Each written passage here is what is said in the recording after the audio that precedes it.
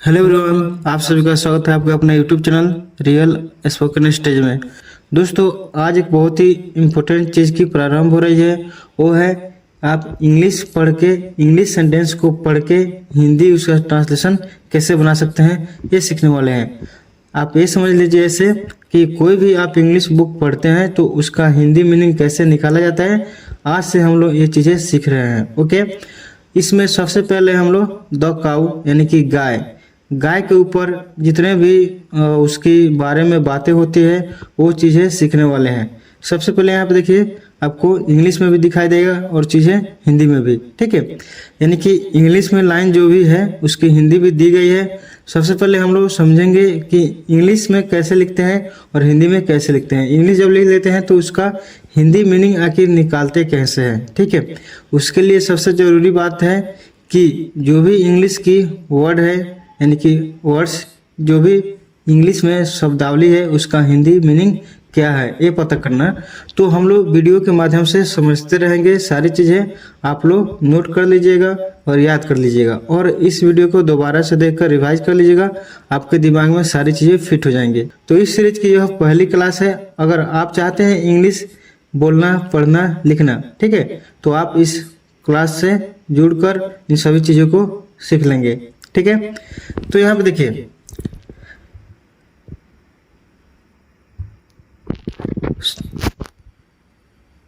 अगर आप चाहते हैं कि इस चैनल से जुड़कर इंग्लिश ग्रामर सीखना, वो भी सीख सकते हैं, ट्रांसलेशन, इंग्लिश बोलना, लिखना। ओके, तो चलिए सबसे पहला जो टॉपिक है वो है द काऊ यानी कि गाय। इसके बारे में समझते हैं। आपको पता ही होगा गाय के बारे में सभी चीज़ें, तो उसी को यहाँ पे इंग्लिश में लिखा गया है ताकि आपको जो छोटी छोटी बातें हैं ना, बेसिक चीज़ें, उनसे चीज़ें उसी समय चीज़ें स्टार्ट करता हूँ ताकि आप लोग को ज़्यादा समझ में आए।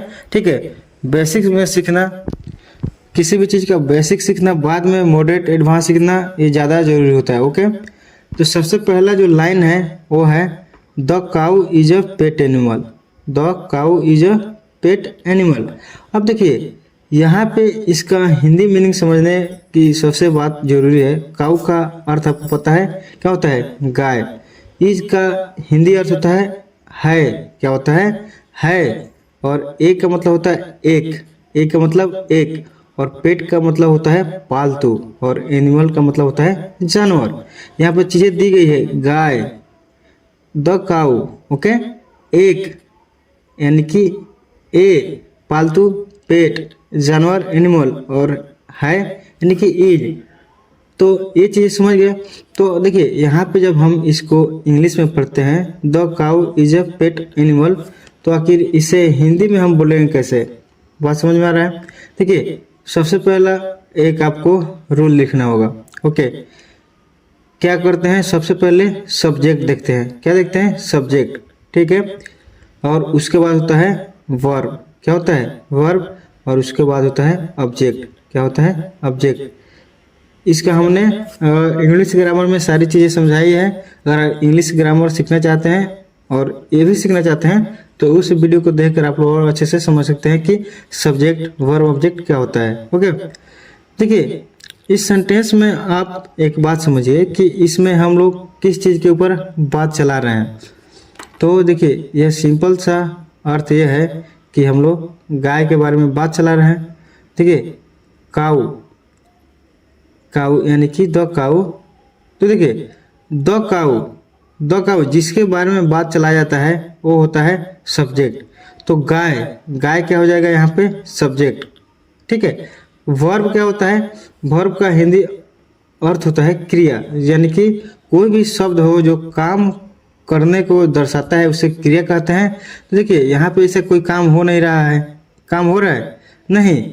यहाँ पे हम आपको एक और चीज़ समझाए हैं कि अगर ऑब्जेक्ट ना हो तो वहाँ पे होता है कॉम्प्लीमेंट। क्या होता है? कॉम्प्लीमेंट, यानी कि कोई ऐसा शब्द जो आके किसी सेंटेंस को कंप्लीट कर दे, यानी कि पूरी मतलब निकाल दे। अगर हम यहाँ पे कह दें द काऊ इज, यानी कि गाय है, भाई क्या है, कुछ निकला सेंस नहीं।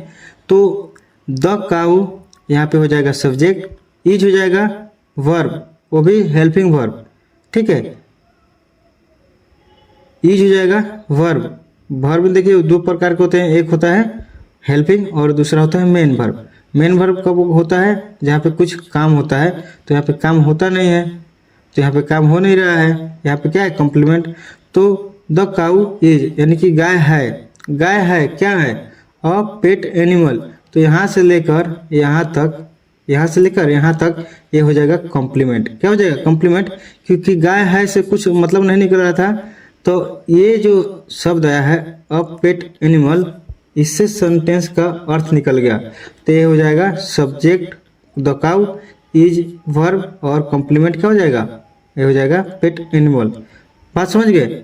तो इसी तरह आपको पढ़ना है। तो देखिए रूल लगा लीजिएगा, सबसे पहले हम इसे पढ़ते हैं, उसके बाद लास्ट वाले को पढ़ते हैं हिंदी में, और यहाँ पे उसके बाद इसे पढ़ते हैं। यानी इंग्लिश में जब भी आप कोई भी सेंटेंस लिखते हैं तो हिंदी में सबसे पहले क्या पढ़िएगा?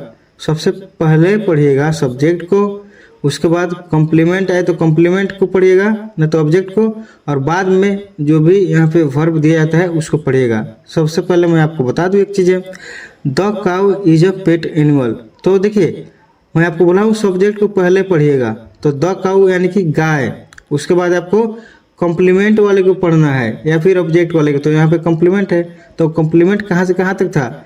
अ पेट एनिमल यानी कि एक पालतू जानवर। ठीक है, चीज़ें बहुत ही आसान है कि नहीं है? सब्जेक्ट को पढ़ें सबसे पहले, फिर कॉम्प्लीमेंट को पढ़ें यानी कि द काउ यानी कि गाय, अ पेट एनिमल यानी कि एक पालतू जानवर, और लास्ट में पढ़ेंगे वर्ब को। तो क्या है? चीज़ें बहुत आसान है, समझ गए? गाय एक पालतू जानवर है। बताइए किस किस को समझ में नहीं आया? ये चीज़ें बहुत ही अच्छे से मैंने समझाया है, सभी को समझ में आया होगा। गाय एक पालतू जानवर है, बताइए समझ में आ गया? ये सब्जेक्ट वर्ब ऑब्जेक्ट कॉम्प्लीमेंट का खेल। अब यहाँ पे देखिए, it is found everywhere, it is found everywhere. देखिए अब यहाँ पे आप ये समझे होंगे कि अब यहाँ पे क्यों नहीं इसका बात चलाया जा रहा है काऊ का, यहाँ पे इट का प्रयोग क्यों किया गया है? देखिए दोस्तों, कोई भी सेंटेंस में अगर जो भी नाउन होता है ना, उसको बार बार यूज कीजिएगा ना, तो वो सेंटेंस जो है, वो पैराग्राफ, वो मतलब अच्छा नहीं लगेगा, अच्छा नहीं दिखेगा, और ग्रामेटिकल भी एरर हो जाएगा। क्योंकि नियम यही कहता है कि अगर हम किसी भी व्यक्ति के बारे में, वस्तु के बारे में, जानवर कुछ भी हो, उसके बारे में हम बात कर रहे हैं, तो कोई भी चीज़ अगर उसका नाम है एक बार यूज कर लेते हैं, तो नेक्स्ट जो सेंटेंस लिखते हैं उसमें हम नाउन का नहीं प्रोनाउन का यूज करते हैं। गाय क्या है? नाउन है, और इट क्या है? प्रोनाउन है। इट कब लगता है? जो भी यहाँ पे वस्तुएं होती हैं उनके लिए हम लोग इट का प्रयोग करते हैं। ठीक है, तो यहाँ पे ये चीज़ें हो गई कि काऊ के बदले हम अब इट का उपयोग करने वाले हैं। लेकिन बात ये ध्यान रखिएगा कि सेम चीज़ है। इट क्या है? सब्जेक्ट है। फाउंड यहाँ पे इट क्या है? सब्जेक्ट है। इज क्या है? वर्ब है। ठीक है, फाउंड मतलब होता है पाना, ओके, और एवरीवेयर का मतलब हर जगह पाई जाती है। ठीक है, और एवरीवेयर का मतलब हर जगह, ओके। तो चीज़ें वही है, आप लोग हिंदी जब पढ़िएगा तो सेम चीज़ में पढ़िएगा, okay. It is found everywhere, यह यानी कि सब्जेक्ट इट, ठीक है। फाउंड एवरीवेयर हर जगह पाई जाती, और इज का अर्थ होता है। तो चीज़ें बिल्कुल सिंपल है, सेम टू सेम है। चलिए यहाँ पे इन सबको मैं मिटाता हूँ और अच्छे से फिर से समझाता हूँ, ओके। नेक्स्ट लाइन है, it is found everywhere. It का अर्थ हो जाता है यह, ठीक है। फिर पढ़ना है हमें फाउंड एवरीवेयर। फाउंड एवरीवेयर का मतलब हो जाता है हर जगह पाई जाती, और इज का अर्थ होता है। तो क्या हो जाएगा? इट इज फाउंड एवरीवेयर यानी कि यह हर जगह पाई जाती है। समझ गए? देखिए आपको इसी तरह आगे बढ़ना है। इट का मतलब होता है यह, इज का मतलब होता है। अ फोर फुटेड यानी कि चार पैरों वाला एनिमल का मतलब होता है जानवर। It is a four footed animal, यह चार पैरों वाला जानवर है, ठीक है। It is of many colours, it यानी कि यह, उसके बाद है इज, तो इसको लास्ट में रखेंगे है, यह है, ठीक है। ऑफ मैनी कलर्स यानी कि कई रंगों में होती है। It is of many colours, यह कई रंगों में होती है। Some are white, some are white, some का मतलब होता है कुछ, ठीक है, सम मतलब कुछ और व्हाइट मतलब सफ़ेद। तो सम आर व्हाइट यानी कि कुछ सफ़ेद, फिर है सम आर ब्लैक कुछ काली, और एंड का मतलब होता है और some are brown, some are brown यानी कि कुछ भूरी होती है। तो देखिए इन सभी चीज़ों को किस तरह पढ़िएगा, सम आर व्हाइट कुछ क्या है सफ़ेद, सम आर ब्लैक कुछ काली, एंड सम आर ब्राउन कुछ भूरी होती है। और देखिए some are of mix colours, कुछ मिश्रित रंगों की भी होती है। Some are of mixed colours, कुछ मिश्रित रंगों की भी होती है। नेक्स्ट है its ear are long, its ear are long, इसके कान लंबे होते हैं, इसके कान लंबे होते हैं। इट्स आइज आर बिग, इसकी आंखें बड़ी होती है, इसकी आंखें बड़ी होती है। Its tail is long and hairy, इसकी पूंछ लंबी, क्या लिखा गया, इट्स टेल इज लॉन्ग यानी कि इसकी पूंछ लंबी, और एंड का मतलब होता है और, हेयरी का अर्थ हो जाएगा बालों वाली, ठीक है। तो इसका हिंदी पूरा क्या हो जाएगा, इसकी पूंछ लंबी और बालों वाली होती है। Its tail is long and hairy. It eats green grass and fodder, यह हरी घास, यह हरी घास और चारा खाती है। Its horns are small, horns का मतलब होता है सींग, इसके सींग छोटे होते हैं। उसके बाद है cow's milk is very useful, जो गाय की दूध होती है वो क्या होती है, बहुत ही उपयोगी होती है। लिखा गया है गाय का दूध बहुत उपयोगी होता है। उसके बाद यहाँ पे it is used for making butter ghee and sweets, इसका उपयोग मक्खन घी और मिठाई बनाने में किया जाता है। उसके बाद है cow's milk is good for health, गाय का दूध स्वास्थ्य के लिए अच्छा होता है। जो भी बच्चे होते हैं उन्हें क्या पिलाया जाता है, ज़्यादातर गाय का दूध, क्योंकि यह पतला होता है, दिमाग को मजबूत करता है और बॉडी को भी यह हेल्दी रखता है। ओके, नेक्स्ट है its milk dung and urine are very useful,